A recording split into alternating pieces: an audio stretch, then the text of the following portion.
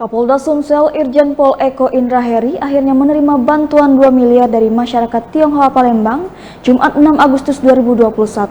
Bantuan itu diberikan dalam bentuk 150 ton beras, 150 ton oksigen dan 1.250 PC swab antigen untuk penanganan COVID-19 di Sumsel. Irjen Eko mengaku sempat merasa ketakutan saat menerima bantuan tersebut. Hal ini tak terlepas dari kejadian bantuan Aki Ditio yang sampai sekarang belum jelas, sehingga dirinya ikut kena imbas menjadi sorotan akibat sumbangan 2 triliun tersebut. Ia juga mengaku ragu sebelum menerima bantuan dari masyarakat Tionghoa Palembang, tapi ia percaya hikmah yang bisa diambil dari kejadian sumbangan Aki Ditio yang bikin heboh. Salah satunya yakni bantuan yang diberikan masyarakat Tionghoa Palembang senilai 2 miliar. Ini bagian optimis masyarakat Sumsel untuk keluar dari pandemi COVID-19 di Sumsel. Ia menilai bantuan tersebut sebagai dari Akidi Effect. Pasti ada hikmah di balik itu.